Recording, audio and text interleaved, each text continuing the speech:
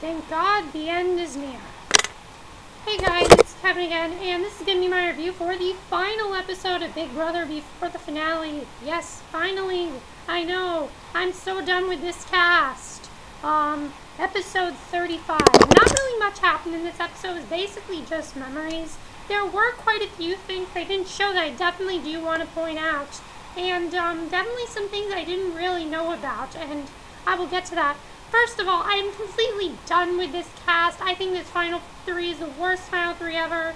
Let's first talk about their decision on basically telling macrae about the exterminators. Here's the thing.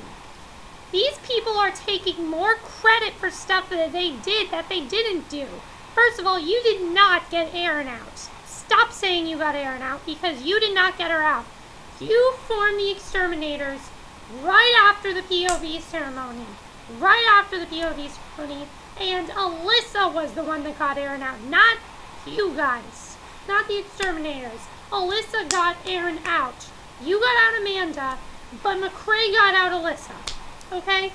You got out Erin. You got out Amanda. That's it. And macrae. That's all you got out. So stop taking more credit for things than you did.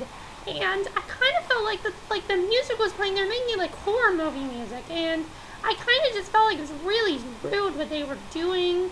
And I mean, like Andy basically told macrae that he did lie to him and said that he did vote Amanda out, and macrae knew it, and he feels terrible about this.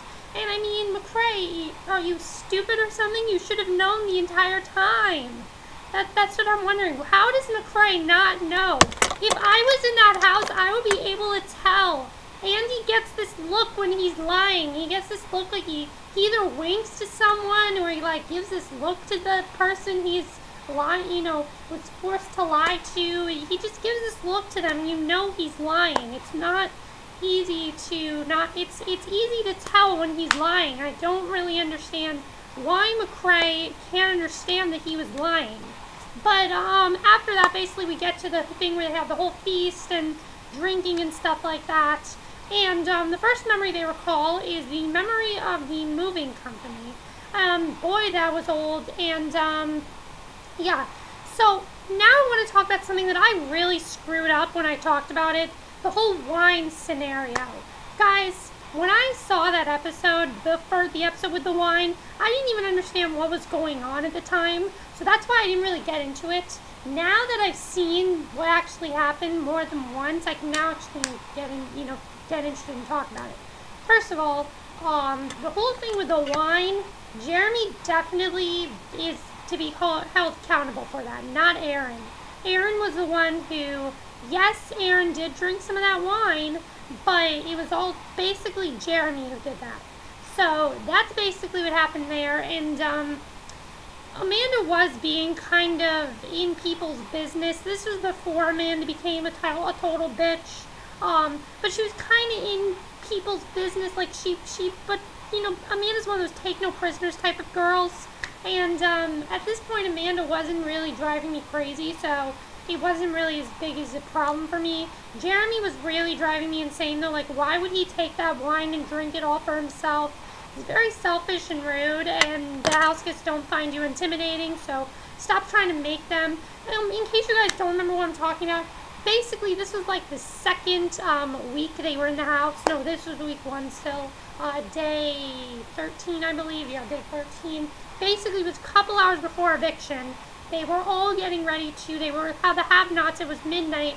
They were getting ready to have some wine and, have a good time and all that stuff. But Jeremy had, taken the bottle of wine and had drank, and it had, he drunk it all for himself.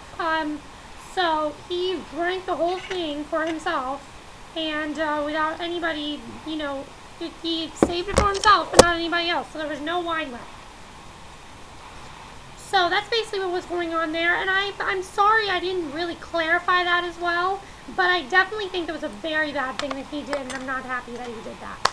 Alright, the next thing that we saw basically was all the, I think next thing we saw was the showmances, I believe. Yeah, the next thing we saw were all the showmances this season and stuff like that.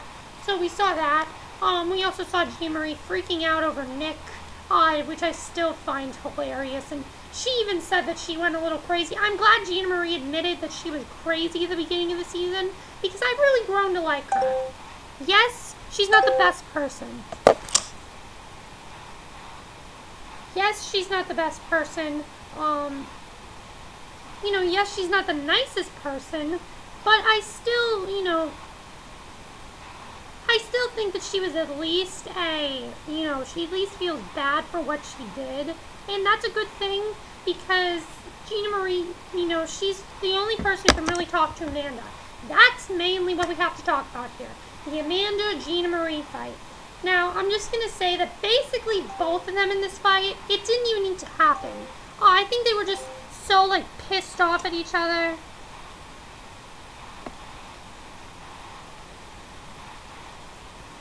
Sorry, I'm getting kick notifications.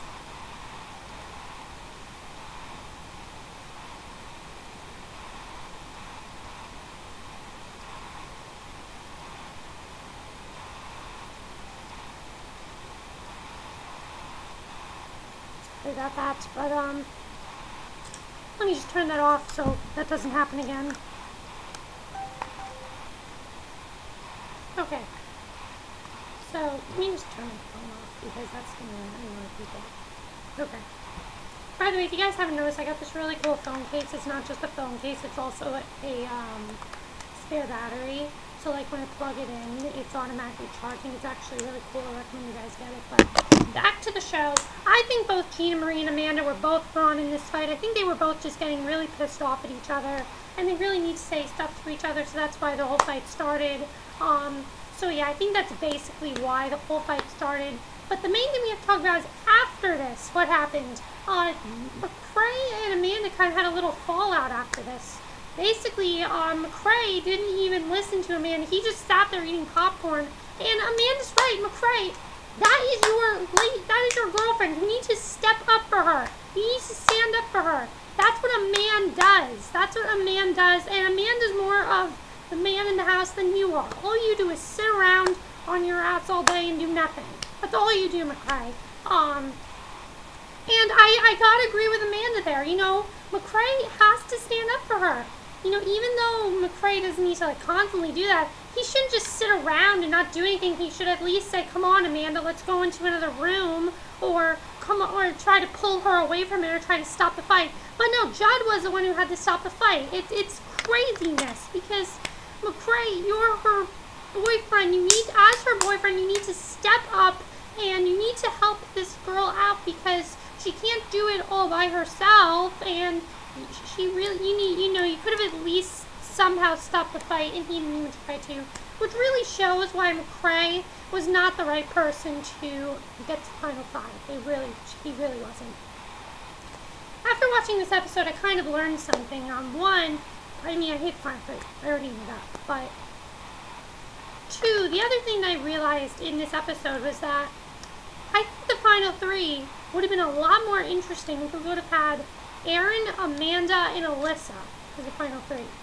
Because had they have not evicted Aaron whatever week Alyssa was, HOH, whatever week that was, I believe it was week 10, week 9, I think it was week 9. Yeah, week 9 when Alyssa was HOH, go back to then.